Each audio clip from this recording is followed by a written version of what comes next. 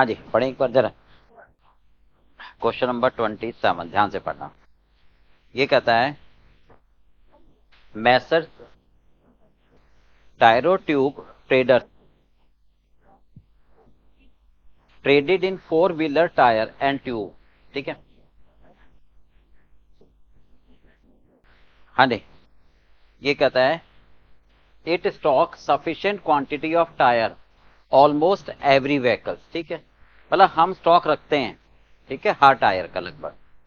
In the year end 2019-20 the report of sales manager revealed that messrs company experience stock out tyre. ये कहता है ये stock out का experience दिखाया गया टायर का कि कब कब स्टॉक आउट था। The stock out data is as under. ये कर स्टॉक आउट का डाटा है कि सर 100 यूनिट स्टॉक आउट हो, मतलब स्टॉक आउट का मतलब कब होगा, जब हमारी डिमांड ज्यादा होगी और अवेलेबिलिटी कम होगी। बस स्टॉक आउट का मतलब क्या होता है कि मेटेरियल स्टॉक में नहीं है जब डिमांड ज्यादा है और अवेलेबिलिटी कम है। सोचो डिमांड भी उतनी है अवेलेबिलिटी भी उतनी है, तो स्टॉक आउट किस बात का। ठीक है, तो यानी 100 यूनिट 100 टायर हमारे पास नहीं थे, यानी डिमांड अवेलेबिलिटी से 100 ज्यादा थी। ठीक है, इसका मतलब क्या है कि डिमांड मान लो थी 400 फॉर एग्जाम्पल, और अवेलेबिलिटी थी हमारी पास 300, तो 100 स्टॉक आउट हो गए ना। डिमांड मतलब ये तो एग्जाम्पल लिया मैंने 400 300, डिमांड जितनी भी थी अवेलेबिलिटी 100 कम थी, तो 100 स्टॉक आउट हो गया। इस बात की संभावना कितनी थी, 2 बार। आउट ऑफ तो 5 10 20 30 33 100, तो 100 में से 2 बार ऐसा हुआ था कि 100 स्टॉक आउट थे। 100 में से 5 बार ऐसा हुआ था कि 80 स्टॉक आउट हुए थे। स्टॉक आउट 80 कब होंगे, जब डिमांड अवेलेबिलिटी से ज्यादा होगी। यानी डिमांड हमारी कितनी होगी, मान लो 400, और अवेलेबिलिटी कितनी होगी 320, तो 80 स्टॉक आउट हो गया। ऐसा कुछ होगा। ठीक है, चलिए। अगर 50 स्टॉक आउट हो तो 10 बार 100 में से, 20 20 बार, 10 30 बार, 0 33 बार। हाँ जी, मेसर्स टायरो ट्यूब लॉसेस 150 रुपए per unit tube due to stock out. मतलब स्टॉक आउट होने की वजह से कस्टमर लूज हो जाएगा, तो मैं 150 रुपए का प्रॉफिट नहीं कमा पाऊंगा, और 50 रुपए खर्च करते हैं कैरिंग कॉस्ट रखने में। ऑप्टिमम सेफ्टी स्टॉक बताओ। ठीक है, कि हम कितना सेफ्टी स्टॉक रखें, राइट। तो उतना सेफ्टी स्टॉक रखो ताकि हमारी टोटल कॉस्ट क्या हो, ऑप्टिमम रहे। तो हमें बस इस क्वेश्चन में यह ध्यान रखना पड़ेगा कि डिमांड कितनी हो। ठीक है, क्योंकि डिमांड हमें नहीं दे रखी, तो हम जो डाटा दे रखे है ना उसी को डिमांड मान लेते हैं हर बार। मतलब हम हर केस को लेकर चलते हैं कि इस केस पर जिसकी प्रोबेबिलिटी 2% है, 2% कैसे आया, 2/100, है ना। ठीक है, तो जो डाटा दे रखा है वही डिमांड मान लेते हैं कि मान लो मेरे पास डिमांड यहां पर कितनी हो सकता है डिमांड 100 की हो, 80 की हो, 50 की हो, मतलब इस केस में भी डिमांड सर पता नहीं कितनी हो सकता है डिमांड 100 की हो, 80 की हो, हर केस में डिमांड 100 80 50 20 10 0 मान लो। ठीक है, और जब डिमांड ज्यादा होगी अवेलेबिलिटी कम, तब स्टॉक आउट होगा। ठीक है, तब देख लेते हैं कितना रखें, चलिए करके देखते हैं। तो हम इसको ऐसा करते हैं,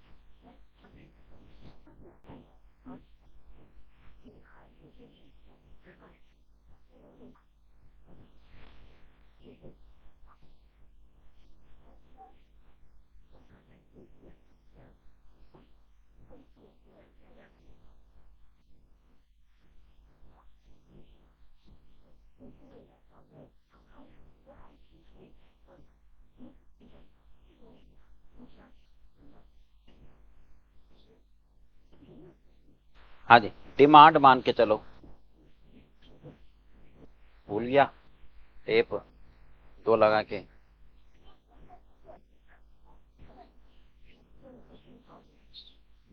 हाँ जी, डिमांड आप प्रिज्यूम कर लो। डिमांड कितनी प्रिज्यूम करोगे, जितना डाटा दिया हुआ है हर बार उतनी। ठीक है, तो सेफ्टी स्टॉक कितना रखोगे आप,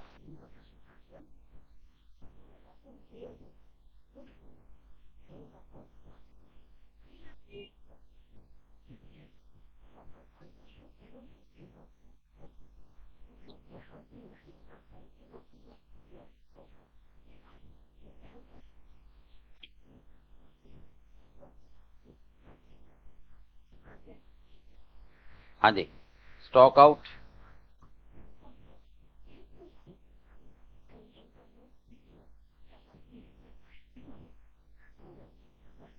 है ना, इसकी प्रोबेबिलिटी,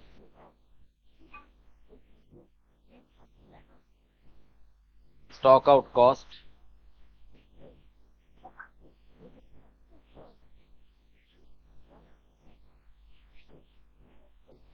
फिर कैरिंग कॉस्ट,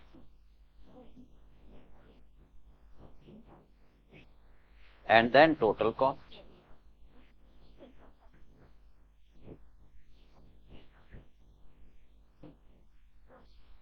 चलिए आप देखो, फर्स्ट केस में डिमांड हो सकता है सर 100 की हो, जो डाटा दे रखा है, ठीक है। हो सकता है 80 की हो सकता है 50 की और हो सकता है 20 की हो सकता है 10 की और हो सकता है 0 की। ध्यान, अगर डिमांड 100 की होगी, ठीक है, अगर डिमांड 100 की होगी, राइट भाई, तो हम सेफ्टी स्टॉक कितना रखें? अगर मान लो 100 का रखते हैं, अगर मान लो हम 100 का रखते हैं, तो इसका मतलब 100 की डिमांड पर 100 का सेफ्टी स्टॉक रखोगे तो स्टॉक आउट तो होगा ही नहीं, तब आपका स्टॉक आउट नहीं होगा। नहीं भाई, स्टॉक आउट नहीं होगा तो प्रॉपर्टी में नहीं।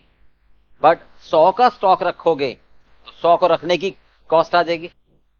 रखने की कॉस्ट कितनी है देखो जरा फटाफट, 50 रुपए पर यूनिट है रखने की, 50 रुपए पर यूनिट। एक को रखने की 50 रुपए, तो 100 को रखने की कितनी, 5,000 डायरेक्ट कर लो, ठीक है। एक को रखने की 50, तो 100 को रखने की कितनी, तो टोटल कॉस्ट 5,000। टोटल कॉस्ट कौन सी, stock out cost plus carrying cost, right में। अच्छा, डिमांड हो सकता है 100 की हो, 80 की हो, 50 की हो, 20 की हो। डिमांड अगर 100 से कम की होगी और मैं सेफ्टी स्टॉक 100 रख रहा हूं, तो स्टॉक आउट तो कभी होगा ही नहीं। समझ में आ गई बात? ये कह रहे हैं, ये मेरा फर्स्ट लेवल हो गया।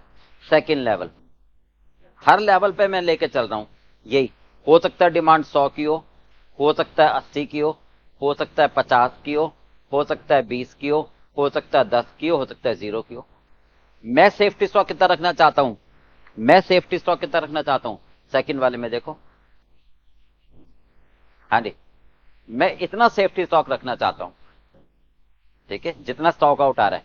मैं अगर सेफ्टी स्टॉक रखूं कितना, मान लो 80 रखूं सेफ्टी स्टॉक। आप बताओ, डिमांड अगर 100 की है, डिमांड अगर 100 से कम की है, मान लो डिमांड अगर 100 से कम की है, 80 की है, और मैंने सेफ्टी स्टॉक कितना रखा, 80, तो स्टॉक आउट कभी होगा ही नहीं। पर अगर डिमांड 100 की होगी, 100 लोग मांगने वाले हैं और मेरा सेफ्टी स्टॉक सिर्फ 80 है, तो इसका मतलब मेरा स्टॉक आउट कितने का होगा, 20 का, राइट। बाकियों में तो होगा ही नहीं ना, ठीक है। इसकी प्रोबेबिलिटी कितनी है 20 के होने की, देखो 20 के होने की प्रोबेबिलिटी कितनी है, 20। हाँ जी, कितनी प्रोबेबिलिटी है देखो,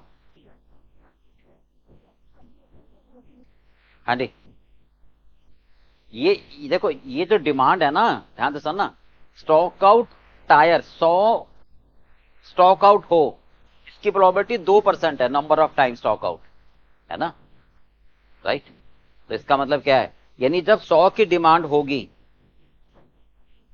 हम मान के चल रहे हैं डिमांड हमारी एक्सेस 100 की होगी, ठीक है, और मैंने सेफ्टी स्टॉक रख लिया 80, तो 100 पर प्रोबेबिलिटी कितनी आ रही है, 2% आ रही है ना। समझ आ गई? चल, कॉस्ट कितनी है stock out, stock out cost देखो कितनी है, 150 रुपये है ना पर यूनिट, तो 150 रुपए स्टॉक आउट कॉस्ट है 1 यूनिट पर, तो 20 पर कितनी, और प्रोबेबिलिटी कितनी है इसकी, 2%, तो ये कॉस्ट आ जाएगी, कितनी आ रही है, 60 रुपए। चलिए अब बताओ, 80 को अगर मैं सेफ्टी स्टॉक रखूंगा, तो रखने का खर्चा कितना आ रहा है? एक को रखने का खर्चा 50 रुपए, 4000। टोटल कॉस्ट कितने आ गई? 4060। दोबारा समझा रहा हूं। अगर मेरे पास डिमांड 100 की हो मान लो, ठीक है, एक्सेस डिमांड है बेसिकली ये, ठीक है, और मैं रख लूं सेफ्टी स्टॉक 80, इसका मतलब एग्जैक्ट वर्ड मैं बोल रहा हूं एक्सेस डिमांड, क्योंकि जो उसने दे रखा है ना क्वेश्चन में, जो उसने क्वेश्चन में दे रखा है ना कि स्टॉक आउट, यानी ये तभी तो होगा जब डिमांड ज्यादा हो गया अवेलेबिलिटी से। तो मेरे पास ना तो डिमांड है ना अवेलेबिलिटी है, मैं उस डिफरेंस को मान के चल रहा हूं, ठीक है, कि अगर मान लो भाई ये तो तब है ना जब मैं सेफ्टी स्टॉक रख नहीं रहा। ध्यान से समझना मैं क्या कह रहा हूं। ये हमारे पास स्टॉक आउट कब है? जब मैं कुछ भी सेफ्टी स्टॉक नहीं रख रहा, है ना, ठीक है, ये तब है जब मैं कोई सेफ्टी स्टॉक नहीं रख रहा, ठीक है। अब मैं अगर सेफ्टी स्टॉक 80 रख लेता हूं और एक्सेस डिमांड 100 की है, अच्छा अगर मैं नहीं रखता सेफ्टी स्टॉक बिल्कुल भी, ठीक है, तो 100 का ही 100 से स्टॉक आउट हो जाता, उसकी प्रॉपर्टी 2%। वो कह रहे हैं, ये मत समझना कि स्टॉक आउट 20 हो गया तो प्रॉपर्टी 20 की देखो कितनी है, वो मत देखना कि 20%, ये नहीं देखना हमें कि सर स्टॉक आउट 20 हो गया तो प्रॉपर्टी 20%, ये नहीं। क्यों? ध्यान से सुनो, इसका मतलब क्या है कि इसका मतलब है कि 100 स्टॉक आउट कब होंगे? जब हमने कोई सेफ्टी स्टॉक नहीं रखा होगा, तभी तो स्टॉक आउट आ रहा है इनका, ठीक है, और ये एक्सेस डिमांड है। क्लियर पार्ट में 100 स्टॉक आउट हैव प्रोबेबिलिटी 2%। मैं लिख देता हूं अलग से,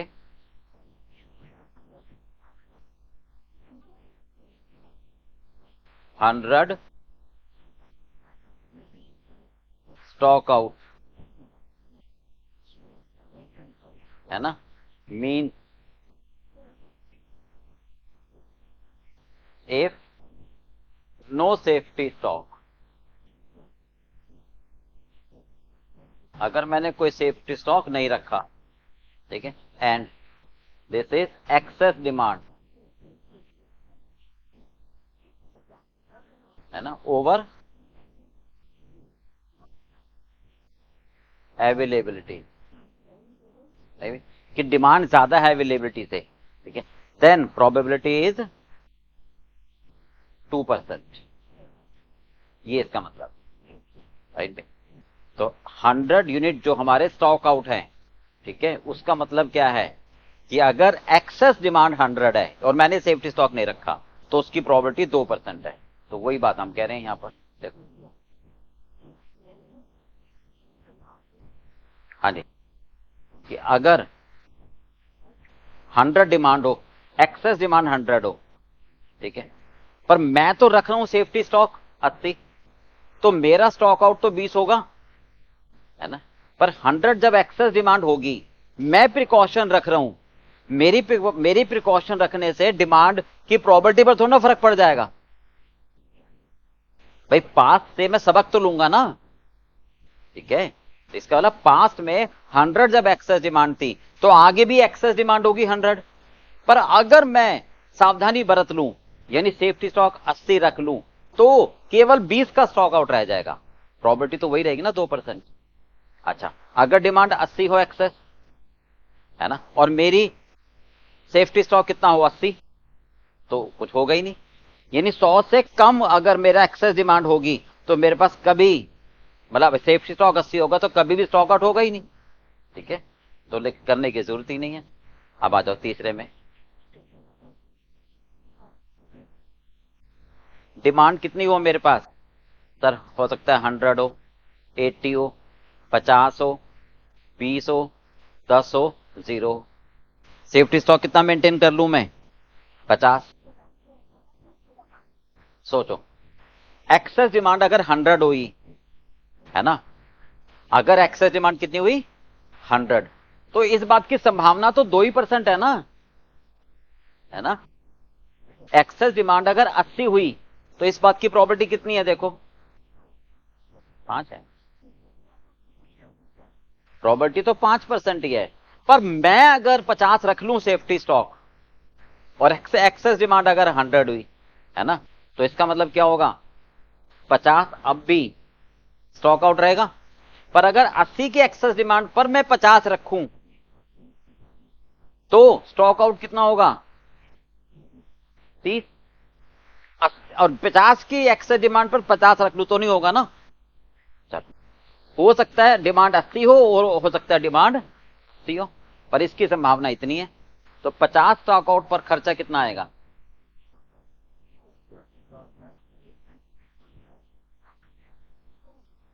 हाँ जी, 30 पर कितना आएगा, यही तो होगा, एक्सपेक्टेड होगा ना। है? हाँ, अमाउंट बताओ आप तो। भाई स्टॉक आउट तो का तो खर्चा 20 रुपए है ना, देखो, सॉरी 150 है, 150 150 1।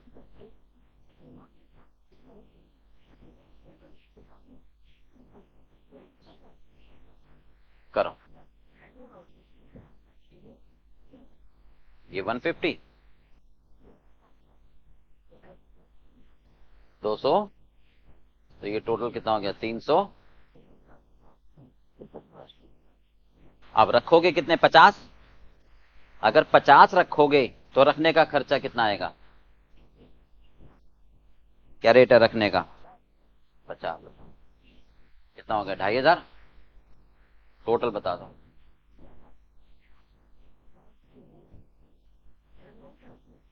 2800। समझ आ गया, देखो टोटल टैली करो, यही आ रहा है,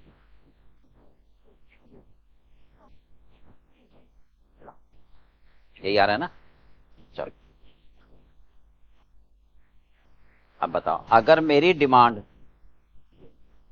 हो सकता है 100 हो सकता है 80 हो सकता है 50 हो सकता है 20 हो, 10 हो, 0 एक्सेस डिमांड। एक्सेस डिमांड 100 की प्रोबेबिलिटी कितनी है, 2% है। 80 की प्रोबेबिलिटी कितनी है, 5 है। और 50 की प्रोबेबिलिटी कितनी है, 10। ध्यान रखना ये डिमांड की प्रोबेबिलिटी है ना, ठीक है। ये प्रोबेबिलिटी कब है, जब एक्सेस डिमांड अगर 100 हो और मैंने कोई सेफ्टी स्टॉक ना रखा हो, तो 100 ही स्टॉक आउट होगा, तो 100 ही स्टॉक आउट होगा। अगर 80 के एक्सेस डिमांड हो और मैंने कोई ना रखा हो तो 80 स्टॉक आउट होगा ना, तब उसकी प्रोबेबिलिटी है। तो प्रोबेबिलिटी तो वही रहेगी। फिर मैं अगर प्रिकॉशन ले लूं, मैं कितना रख लूं सेफ्टी स्टॉक, हाँ जी, अब 20 रख लूं अगर सेफ्टी स्टॉक, ठीक है। तो मैं अगर सेफ्टी स्टॉक 20 रखूं, ठीक है, डिमांड 80 पर मुझे स्टॉक आउट 80 का सामना करना पड़ेगा। और अगर डिमांड 80 हो जाए एक्सेस, तो मुझे 60 का सामना करना पड़ेगा। और अगर 50 हो जाए तो 30 का, 20 पर कुछ नहीं, इसकी ये प्रॉपर्टी। आप खर्चा निकाल लो, 80 इंटू 150, 60 इंटू 150,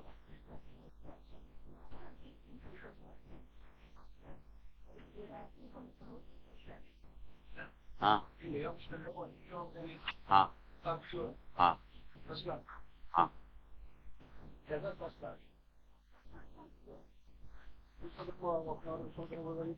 हम्म,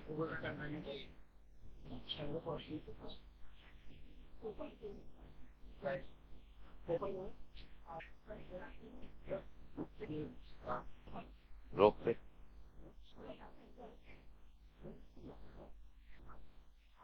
ये करना, कैलकुलेट करना। देखो एक क्वेरी करता है, दोबारा बोलो। जैसे तीसरे केस में, अगर मैं वर्ड बोल रहा हूं, अगर डिमांड 100 हुई एक्सेस, अगर डिमांड 80 हुई, तो होगी तो कोई एक ही, या तो 100 होगी या 80 होगी या 50 होगी या 20 होगी या 10 होगी या 0 होगी, है ना। अगर 100 हुई, मैंने रखने 50 ही है ना, पता नहीं डिमांड कितनी हो, पर इसकी प्रॉपर्टी 2% है, इसकी 5 है और इसकी 10 है, ऐसी है ना। होगा तो कोई एक ना। तो मैं रखूंगा कितने मतलब सेफ्टी स्टॉक कितने रख रहा हूं मैं? 50। तो कोई सी भी डिमांड हो, रख तो 50 ही रहूं, तो रखने का खर्चा तो 50 का ही आएगा ना। समझ में आ गया? ये है। चलो अब यहां ये अमाउंट बताओ।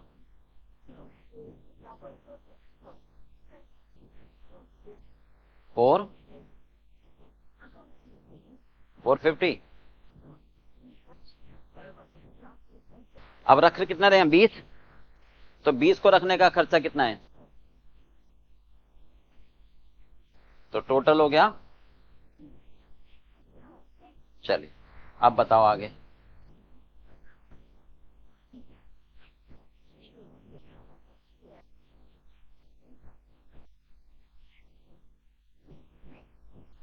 डिमांड कितनी हो? 100।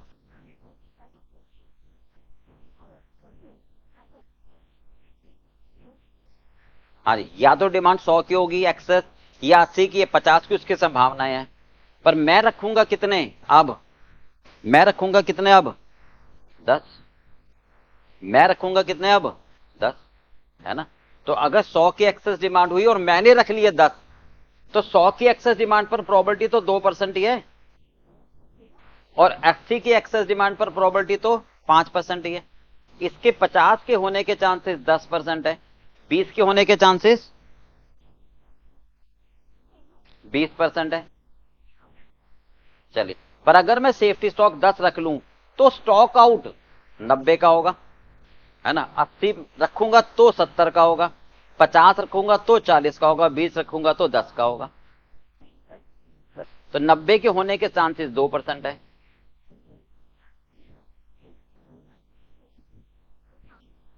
तो स्टॉक आउट का खर्चा,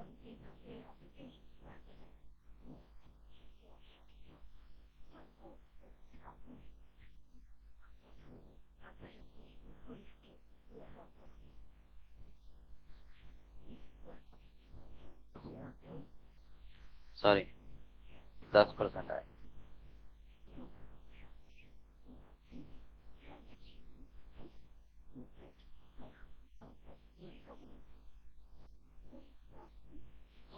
हम्म।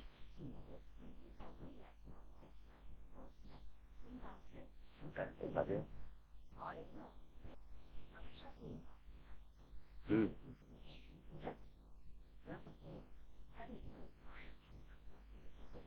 पहला कितना?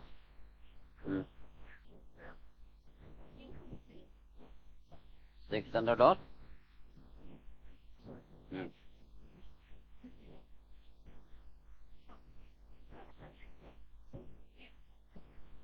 अब रखूंगा कितने? 10। तो 10 को रखने का खर्चा आएगा ना?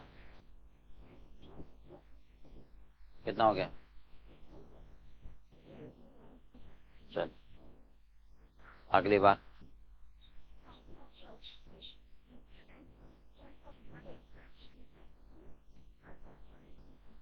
हाँ जी, रखोगे कितने अब? नहीं रख रहा मैं। हो सकता है एक्सेस डिमांड कितनी हो? 100 की, 80 की, 50 की, 20 की, 10 की, 0 की। अब मैं कुछ नहीं रख रहा, तो वही वाली प्रॉपर्टी आ जाएगी ना, जो ये कह रहा ना, यानी यही वाली बात आ जाएगी कि मैं सेफ्टी स्टॉक नहीं रख रहा, तो डिमांड मेरी एक्सेस 100 की होगी, तो यही सारे स्टॉक आउट आ जाएंगे ना मेरे। यही सारे तो स्टॉक आउट आ जाएंगे, इन सब की प्रॉपर्टी यही आ जाएगी, है ना? तो अगर मैं कुछ नहीं रख रहा सेफ्टी स्टॉक, तो मेरी कैरिंग कॉस्ट नहीं आएगी। कैरिंग कॉस्ट तो मेरी कुछ होगी नहीं ना, ठीक है, क्योंकि मैं कुछ नहीं रख रहा। अब अगर एक्सेस डिमांड 100 की होगी, मैं कुछ नहीं रखना, तो इसका मतलब स्टॉक आउट कितने का होगा? 100। जितनी डिमांड होगी, जितनी भी एक्सेस डिमांड होगी, आपका उतने का स्टॉक आउट हो जाएगा, है ना? प्रोबेबिलिटी बताओ।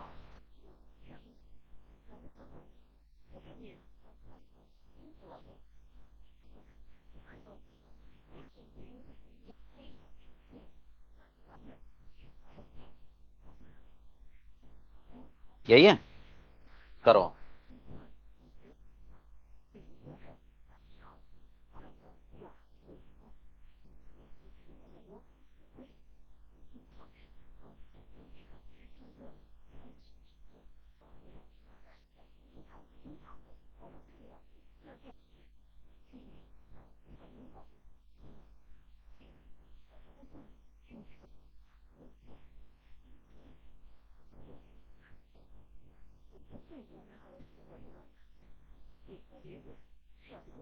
जीरो है।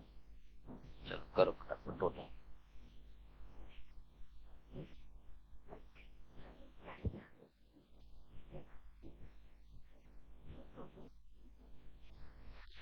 तीन सौ आ रहा है।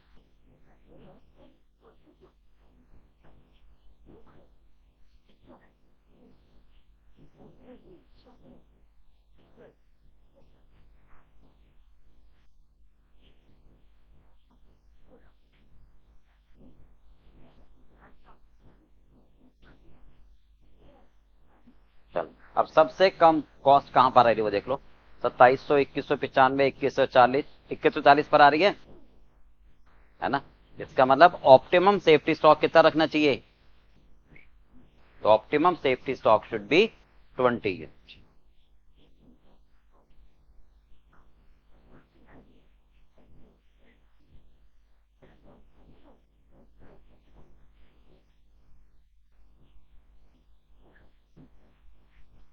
समझ आ गया? मेन बात आपको ये वाला सेंटेंस समझना है कि 100 स्टॉक आउट जो कह रहा है उसका मतलब है मैंने कोई सेफ्टी स्टॉक रखा नहीं है तभी तो आ रहा है। नहीं? और एक्सेस डिमांड 100 की है, ठीक है, ओवर अवेलेबिलिटी जिसकी property 2%। Excess demand over availability is 100। ये इसका मतलब। चल एक बार नोट करना है तो नोट कर लो बच्चों।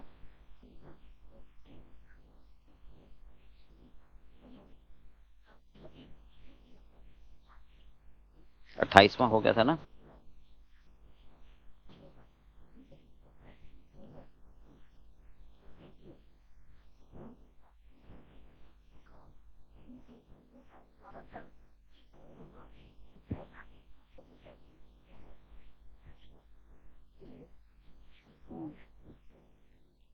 बाईसवां पर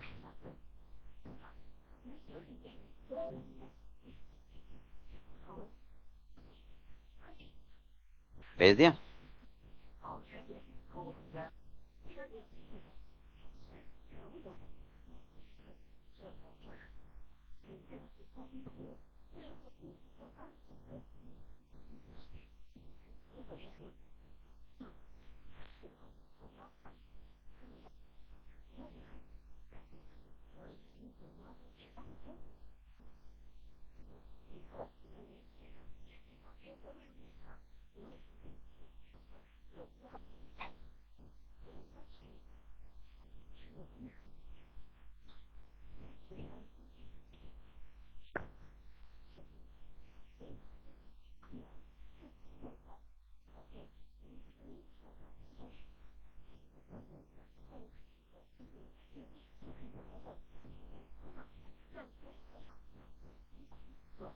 चलो 22वां पढ़ लो क्वेश्चन आप।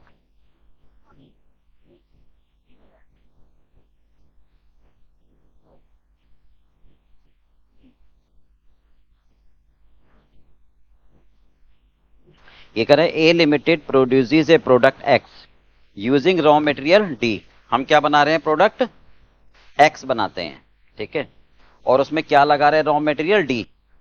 To produce 1 unit of X, एक एक्स प्रोडक्ट बनाने में 4 किलोग्राम डी चाहिए। As per the sales forecast conducted by the company it will be able to sell 20,000 unit of X in the coming year.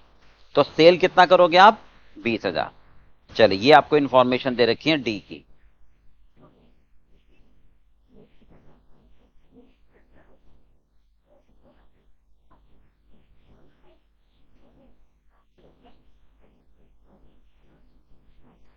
हाँ जी, ये information किसकी दे रखी है? मटेरियल डी की। ये कहता है reorder quantity 200 kilogram less than the economic order quantity. मतलब इकोनॉमिक ऑर्डर क्वांटिटी अगर 500 होगी तो 200 कम करके, ठीक है, जो आएगा वो रीऑर्डर क्वांटिटी होगी, ठीक है। चले बेटा क्वेश्चन नंबर 9 पढ़ो फटाफट। ये कहता है ACE Limited produces a product EMM using material REX। Product क्या है हमारा? EMM, और उसमें मेटल का इस्तेमाल कर रहे हैं हम REX। To produce 1 unit of EMM 0.8 kilogram of Rex is required. ठीक है, इसका मतलब क्या हुआ? एक प्रोडक्ट बनाने में हमें कितना मटेरियल चाहिए? 0.8 kilogram. As per the sales forecast conducted by the company, it will be able to sell 45,600 unit of product in the coming year। हम कितने बेचेंगे? 45,600। There is an opening stock 3150 of product EMM and the company desire to maintain closing stock equal to 1 month forecast sale। तो opening stock दे रखा है, closing stock दे रखा है फाइनल प्रोडक्ट का, ठीक है, और सेल्स दे रखी है। चलो, परचेज प्राइस दे रखा है REX का, ये इनपुट का, cost of placing an order, ठीक है, स्टोरेज कॉस्ट, इंटरेस्ट रेट, यानी ये कैरिंग एंड स्टोरेज कॉस्ट में आ जाएगा। Lead time, average lead time 8 दिन। डिफरेंस बिटवीन मिनिमम और मैक्सिमम लीड टाइम 6 दिन का। Maximum usage, minimum usage. Opening stock raw material का 21 है, क्लोजिंग स्टॉक 10% ज्यादा है ओपनिंग से। चलिए, ईओ क्यों निकालो, टोटल कॉस्ट निकालो, रीऑर्डर लेवल निकालो, मैक्सिमम लेवल निकालो। If the company place an order of 7.5 kilogram RX at a time, 2% का डिस्काउंट मिले तो क्या मुझे ऑर्डर रिजर्व कर लेना चाहिए? राइट। चलिए, तो सबसे पहले हम इसमें क्या करेंगे?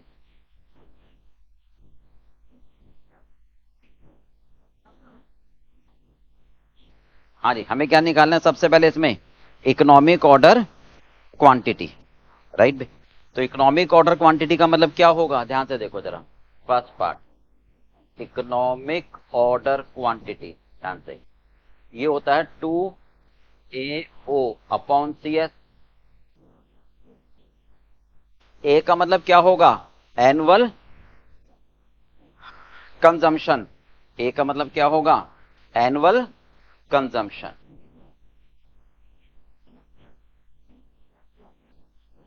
ए का मतलब होगा एनुअल कंजम्पशन, ठीक है। अभी बाद में करते 2 मिनट बाद। और ओ का मतलब क्या होगा? Ordering cost.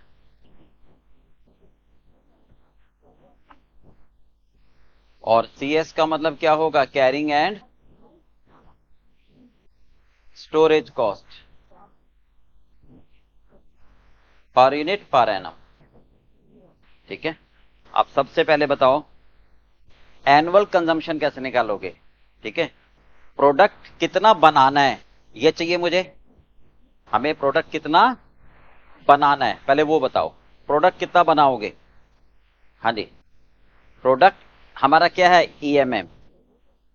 सबसे पहले बताओगे क्वांटिटी ऑफ प्रोडक्ट। प्रोडक्ट का नाम क्या है? EMM, to be produced,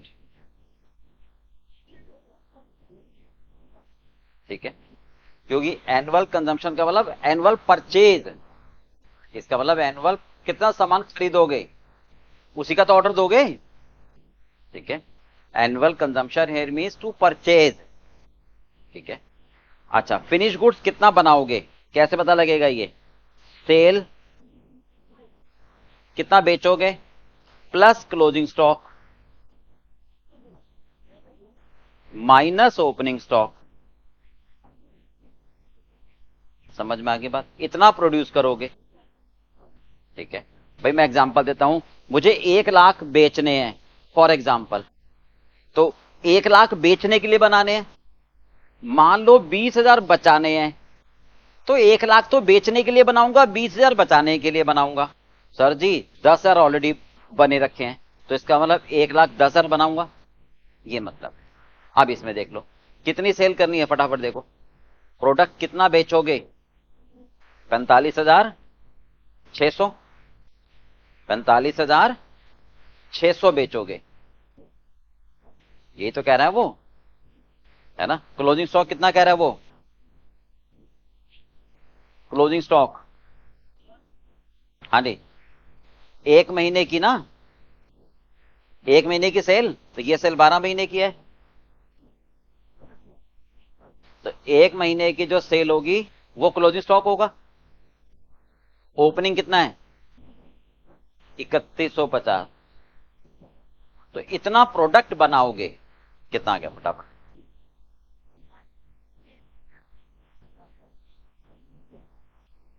3800। ये बनाओगे, ये प्रोडक्ट बनाओगे, है ना। इसको बनाने में कितना रॉ मटेरियल चाहिए,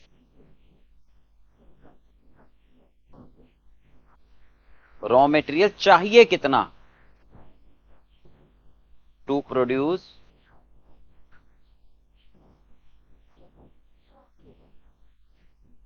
इतने प्रोडक्ट को बनाने में कितना रॉ मटेरियल चाहिए ना, राइट, बताओ। एक प्रोडक्ट बनाने में कितना, एक प्रोडक्ट बनाने में कितना मटेरियल चाहिए, 0.8। एक प्रोडक्ट बनाने में कितना मटेरियल चाहिए, एक प्रोडक्ट को बनाने में, हाँ जी, 0.8 किलोग्राम का मटेरियल चाहिए ना। तो इनको बनाने में कितना मटेरियल चाहिए, तो इतना तो मटेरियल आपको चाहिए मशीन में डालने के लिए, कितना आया, ये वाला मटेरियल आपको मशीन में डालने के लिए चाहिए, ये वाला मटेरियल आपको मशीन में इंसर्ट करने के लिए चाहिए। खरीदोगे कितना, उसी का तो ऑर्डर दोगे, ठीक है। तो quantity of raw material to be purchase, हाँ जी, कंजम्पशन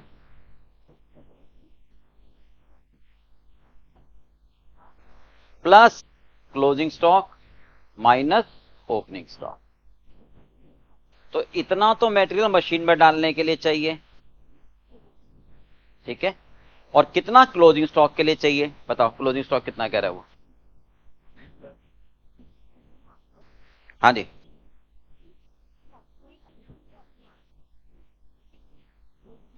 ओपनिंग स्टॉक है, नहीं, ओपनिंग स्टॉक कितना है,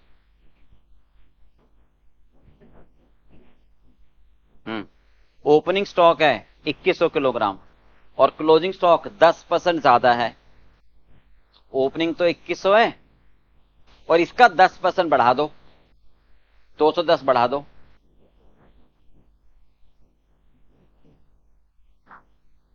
तो ये मैं खरीदूंगा, कितना आ गया, यानी इतना मटेरियल तो आप खरीदोगे, हैं, 33210 आएगा यार, इतना खरीदोगे। अब खरीदना कैसे है, ठीक है, वो ईओक्यू के हिसाब से आ जाएगा।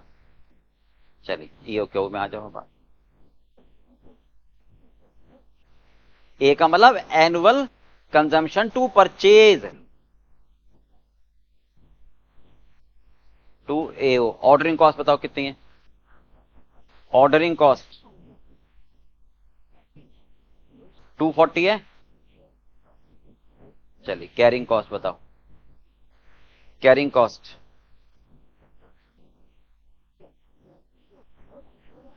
कैरिंग कॉस्ट है हमारी, नहीं 2% तो स्टोरेज है, और इंटरेस्ट रेट 10% तो 12 हो गई ना, तो सीधी सीधी कितनी हो गई, 12% हो। हाँ जी, कॉस्ट कितनी है पर यूनिट, कॉस्ट देखो कितनी है पर यूनिट, परचेज कॉस्ट 25 रुपए। चलो फटाफट निकाल लो, सॉल्व करो।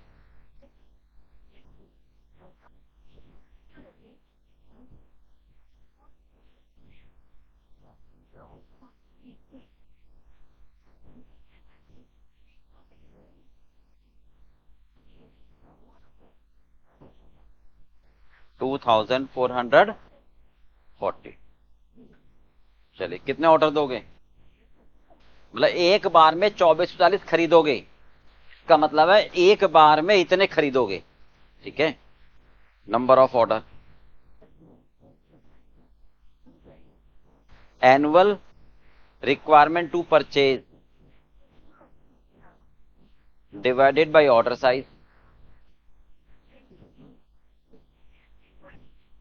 15.25, दैट इज कितने ऑर्डर? 16 ऑर्डर खरीदोगे, 16 ऑर्डर प्लेस करोगे। समझ आ गया? अब क्या पूछ रहा आगे देख। हाँ जी,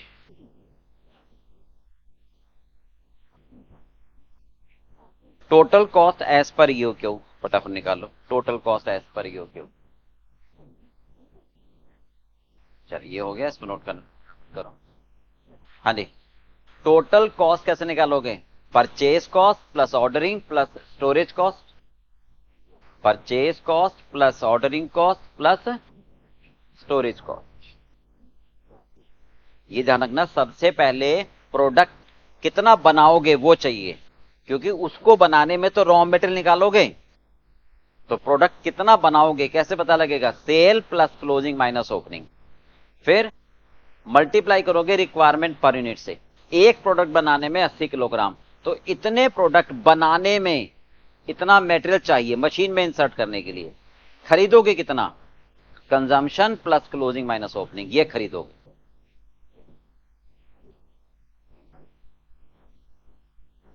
चलिए सेकंड क्या चाहिए हमारे को? टोटल कॉस्ट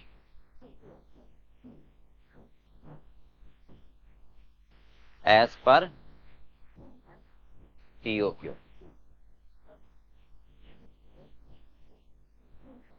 बताइए परचेज कॉस्ट,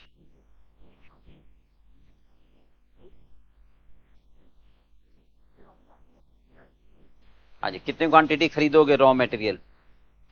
37,210 किलोग्राम। क्या रेट है?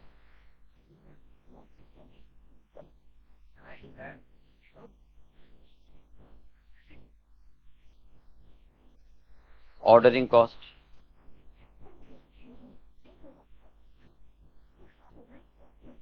ध्यान रखना फ्रैक्शनल वाले में बराबर नहीं आएगा, क्योंकि ऑर्डर 16 ऑर्डर दोगे, तो आपको 16 ऑर्डर की कॉस्ट देनी है। एक ऑर्डर को देने में कितना खर्चा आ रहा है? आप ऑर्डर तो 16 ही प्लेस करोगे ना।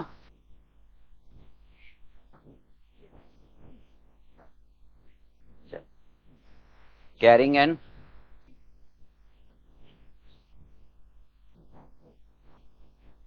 स्टोरेज कॉस्ट कितना है? एक बार में कितने का ऑर्डर दोगे आप? एक बार में कितने का ऑर्डर दोगे? दो। 2440 का उसके आधे गोदाम में रखोगे। एक को रखने का खर्चा कितना आ रहा है? 25 रुपए का 12%, 25 रुपए का 12, कितना आ गया? 3। अब ये मत कहना दोनों बराबर नहीं आ रहे, क्योंकि फ्रैक्शन की वजह से। अगर यहां पर 15.25 लेते तो बराबर ही आते।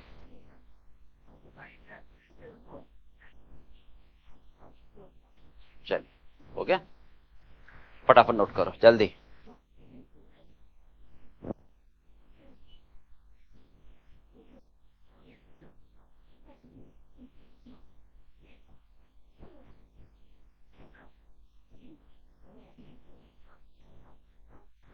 चलिए अब अगला क्या कह रहा है वो? हाँ जी, रीऑर्डर लेवल निकालो और मैक्सिमम लेवल। रीऑर्डर लेवल कैसे निकालते हैं हम?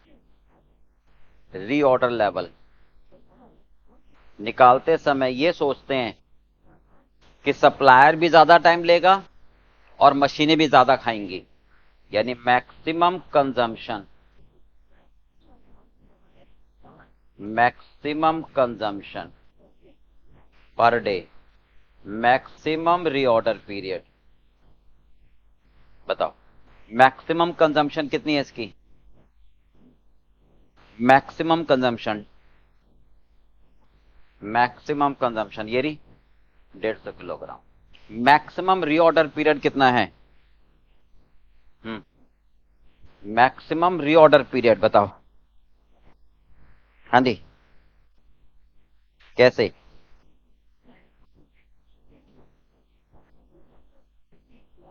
हाँ जी, एवरेज लीड टाइम कितना कह रहे हैं वो? देखो ध्यान से, डिफरेंस एवरेज लीड टाइम 8 दिन है, यानी ये क्या है 8 दिन। मैक्सिमम और मिनिमम लीड पीरियड का एवरेज है।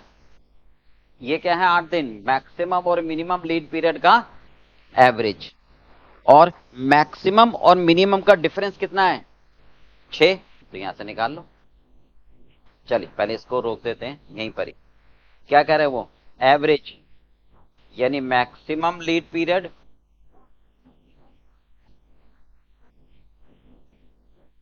Plus minimum lead period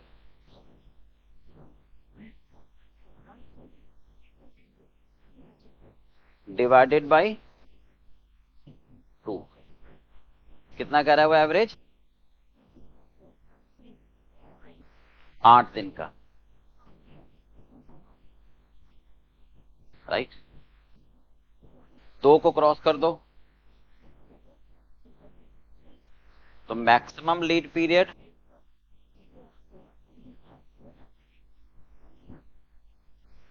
plus minimum lead period कितना हो गया? ये 16। और डिफरेंस कितना है?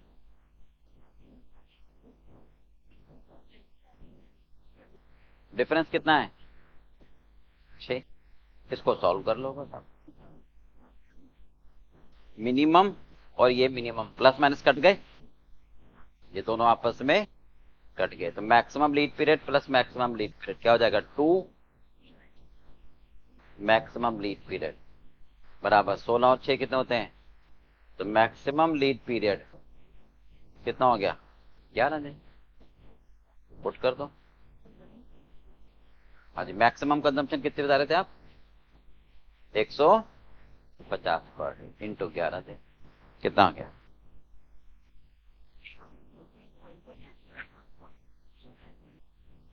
16। चल अब क्या पूछ रहा है वो? मैक्सिमम लेवल क्या होगा?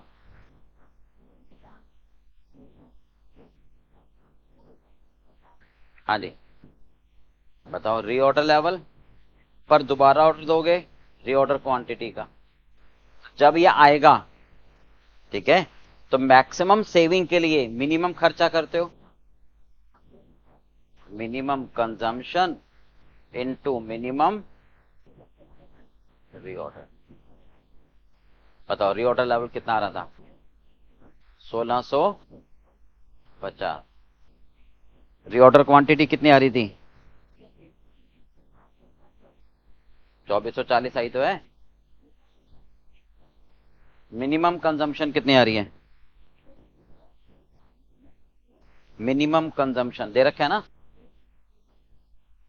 मिनिमम रीऑर्डर पीरियड यहीं से निकाल लो ना। मैक्सिमम 11 आ गया, ये मैक्सिमम 11 हो गया, 11 उधर चला जाएगा तो 16 माइनस 11 कितना हो गया? 5। भाई ये वाला पार्ट मैक्सिमम ये 11 आ गया ना, ये 11 इधर आ जाएगा तो मिनिमम रीऑर्डर पीरियड आ जाएगा, मिनिमम लीड पीरियड आ जाएगा। कितना आ गया?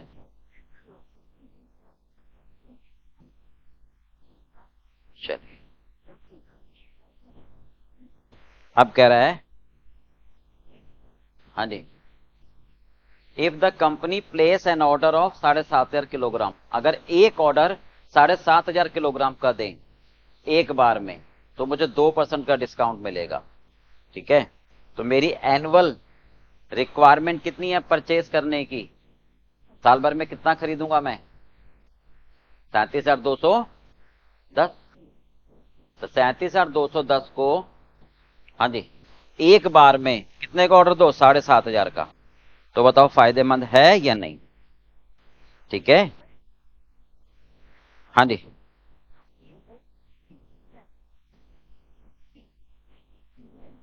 करो, टोटल कॉस्ट निकाल लो।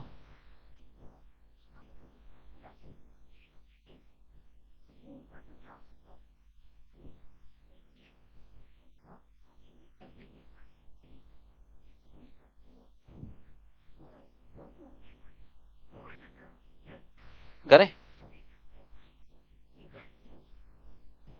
हाँ जी, आप करो टोटल कॉस्ट एफ। कितने ऑर्डर दे रहे हैं एक बार में?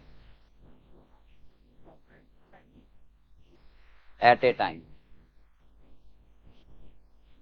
एक बार 7,500 किलोग्राम का ऑर्डर दो। ठीक है, तो बताओ परचेज कॉस्ट कितनी आ जाएगी? हाँ जी, खरीदोगे तो उतना ही। खरीदोगे कितना? 37,210 किलोग्राम खरीदोगे ना? ठीक है, क्या रेट मिलेगा आपको? 25 रुपए पे 2% डिस्काउंट मिलेगा। 25 रुपए पर 2% डिस्काउंट मिलेगा। अमाउंट बता दो।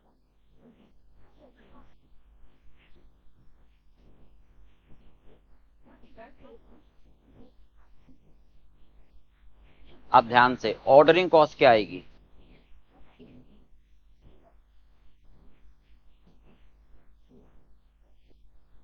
ऑर्डरिंग कॉस्ट कितने ऑर्डर दोगे आप? 37,210 की खरीद करनी है टोटल। 7,500 7,500 करके ऑर्डर दोगे तो कितने ऑर्डर आ गए? 4.96 ऑर्डर हो गए। डेट इज कितने ऑर्डर? 5 ऑर्डर प्लेस करोगे। ऑर्डरिंग कॉस्ट बताओ कितनी है? कितना आ गया?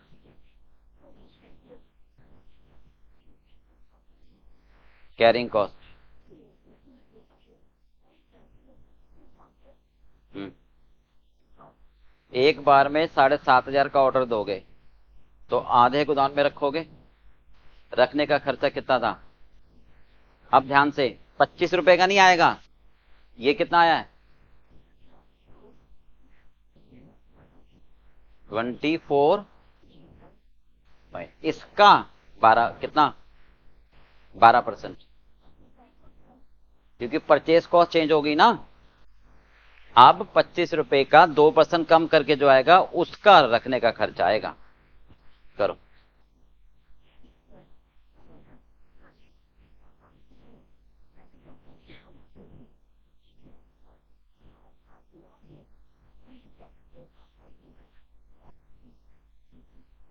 Total cost.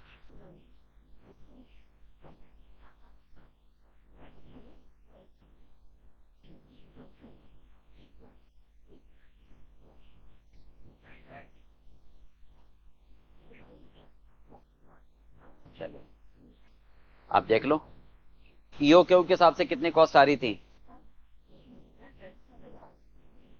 9,37,750। और हमारी कितनी आ रही है? कम आ रही है ना? तो इसका मतलब बेटर है। हाँ जी, तो सेविंग कितनी हो गई?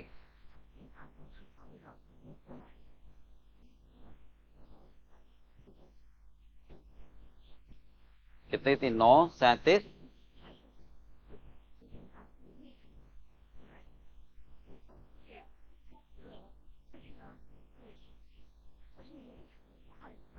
यही आ रही है, देखो 9,37 थी ना? नहीं, 9,37 कितनी थी? यही थी ना? हम्म, 13,800 बेटर है। एक बार में ऑर्डर देना। चलो नोट करो।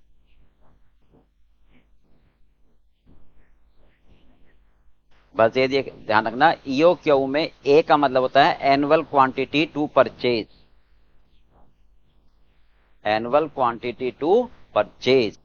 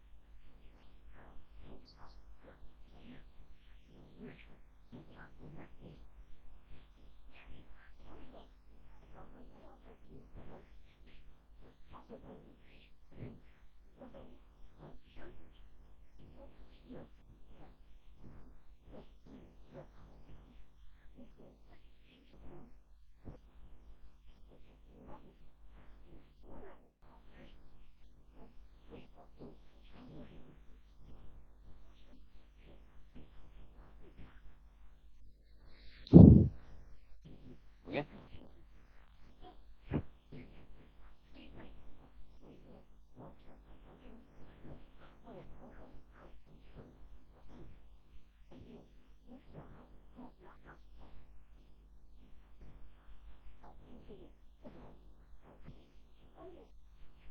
चलो अब देखो अगला कॉन्सेप्ट है इसमें, इन्वेंट्री टर्नओवर रेशियो।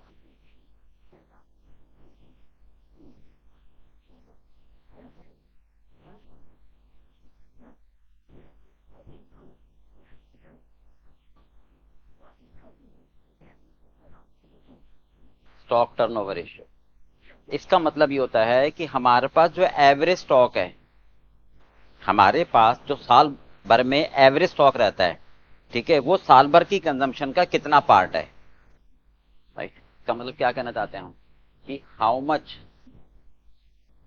का मतलब है हाउ मच पार्ट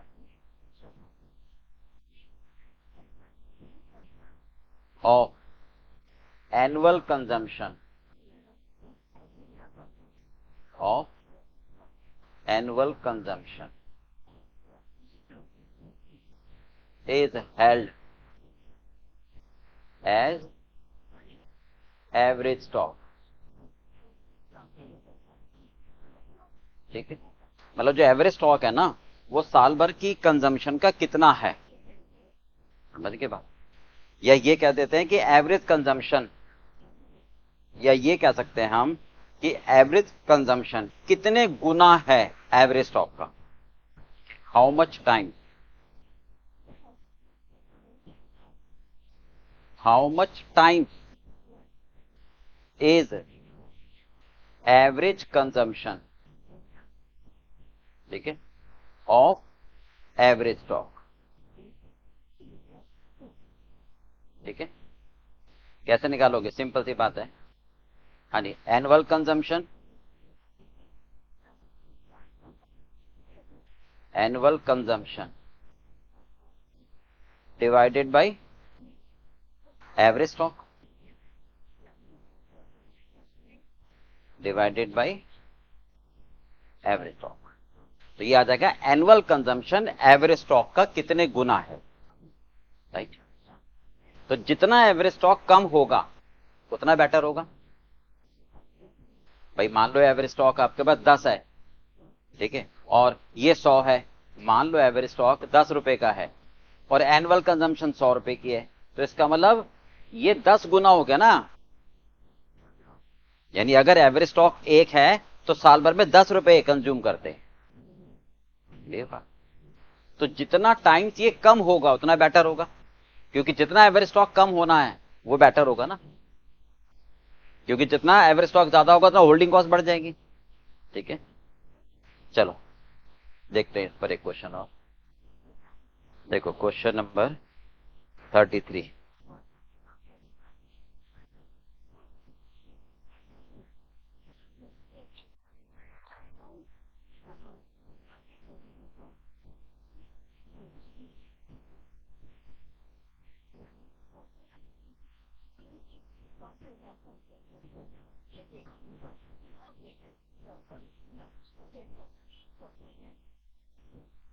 हाँ जी, ये कह रहा है the following details are provided by SKU enterprises for the year. Opening stock दे रखा है 6 लाख का एम के लिए, क्लोजिंग स्टॉक दे रखा है 4.5 लाख का, परचेजेज दे रखी है 9,50,000 की। तो टर्नओवर रेशियो निकालो पहले तो, ठीक है। चलो सबसे पहले टर्नओवर रेशियो निकाल लेते हैं। टर्नओवर रेशियो कैसे निकालेंगे हम, कौन कौन से मेटल है मेरे पास, एम और एन। हाँ जी, कंजम्पशन निकालोगे। कंजम्पशन कैसे निकालते हैं, opening stock of raw material कितना देखो ओपनिंग स्टॉक, एम का कितना है 6 लाख और एन का 10 लाख। परचेजेस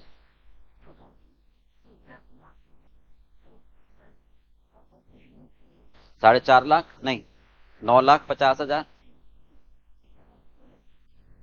और माइनस क्लोजिंग स्टॉक कितना है। हम्म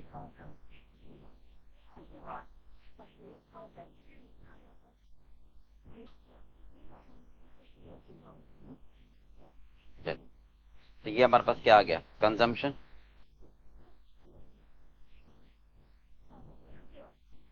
बोलो कितना।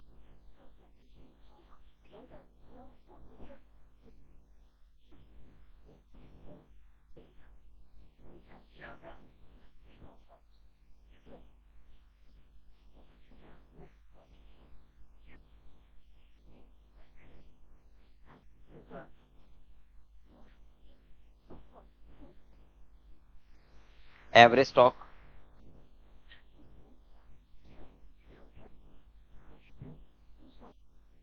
Opening plus closing by 2, 6 lakh plus 4.5 lakh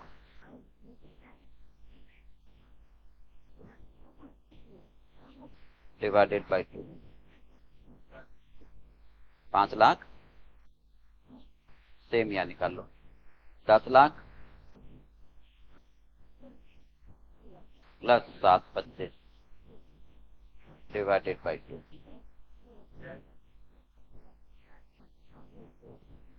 चल अब ध्यान से इन्वेंट्री टर्नओवर रेशियो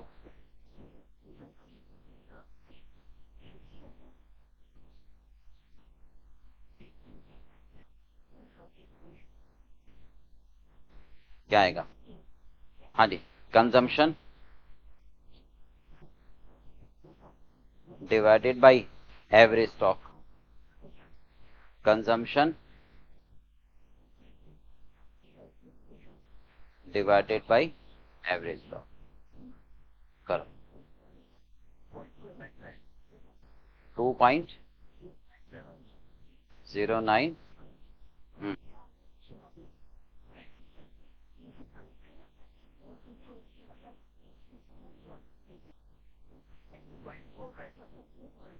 चलो अब इसका मीनिंग क्या है पहले ये समझो।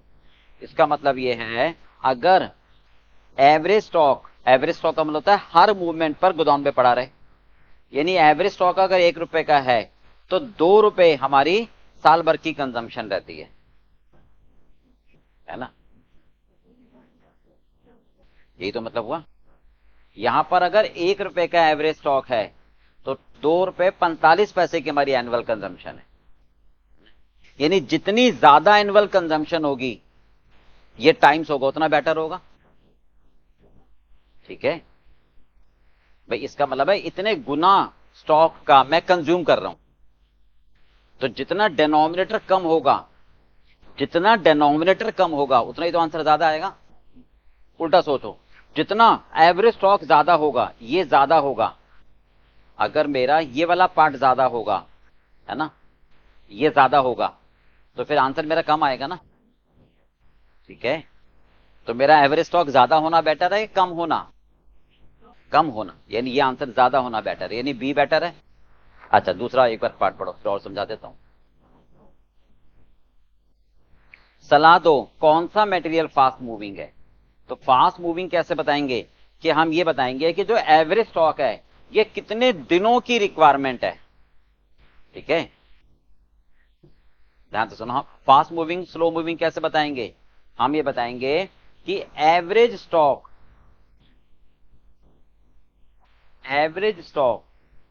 ठीक है रिप्रेजेंट रिप्रेजेंट हाउ मच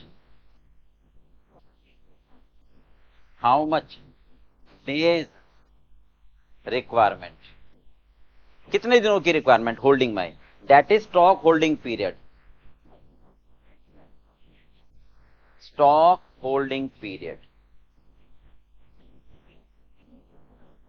मतलब ये जो क्लोजिंग स्टॉक है हमारा, यानी जो एवरेज स्टॉक है, ठीक है, ये कितने दिनों की हमारे पास रिक्वायरमेंट है जो होल्ड में पड़ा हुआ है, ठीक है, राइट में एवरेज इन्वेंट्री कितने दिनों की है, यानी average number of days for which average inventory is held, या ये कह सकते हैं average number of days,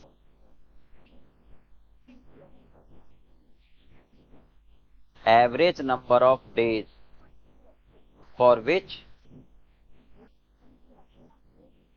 average stock is held. समझ में आ गई बात? यानी जो 5,25,000 का एवरेज स्टॉक है जो हर बार रहता है, वो कितने दिनों का है, कितने दिन को रिप्रेजेंट कर रहा है। तो आप कहोगे 11 लाख साल भर की रिक्वायरमेंट है, तो आप इसको ऐसे कहोगे, पहले वाले में 11 लाख का मटेरियल, 11 लाख रुपए का मटेरियल है ना, ठीक है, इज सफिशिएंट किसके लिए, 11 लाख रुपए का मटेरियल 360 डेज के लिए, नहीं भाई, तो 1 रुपए का मटेरियल कितने दिन के लिए है, तो एवरेज स्टॉक कितना है, 5,25,000 रुपए का मटेरियल आपका कितने दिन की रिक्वायरमेंट को पूरी कर रहा है, कितना आ रहा है,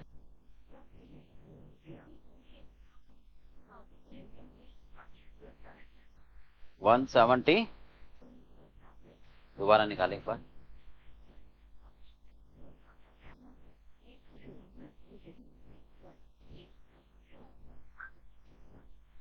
चलो, यानी लगभग 172 दिन,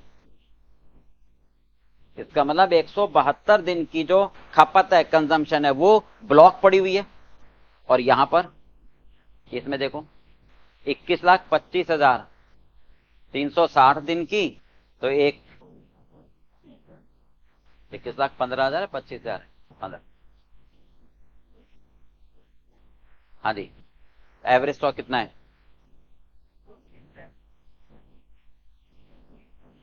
कितना आ रहा है ना, तो इसका मतलब ये 147 दिन की रिक्वायरमेंट ब्लॉक रहती है और ये 172 दिन की, तो जो कम डेज ब्लॉक रहती है यानी वो फास्ट मूविंग है, इसका मतलब ये वाला मेटल क्या है हमारा, फास्ट मूविंग,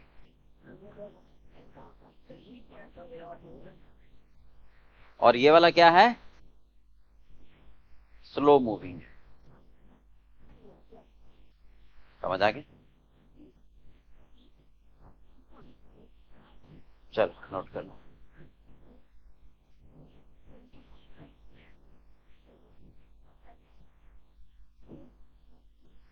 इसको हम डायरेक्ट भी कर सकते थे, हमारा यार तो हो गया, चेंज करना तो थोड़ा तो कर लियो, हम इसको ऐसे भी कर सकते हैं डायरेक्ट, कि 360 divided by stock turnover ratio, inventory turnover ratio, वही आ जाएगा स्टॉक होल्डिंग, है ना।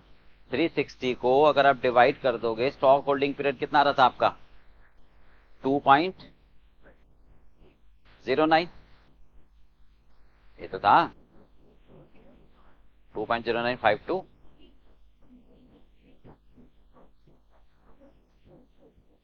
यही तो था, एक ही बात है, ठीक है। चलो नोट कर,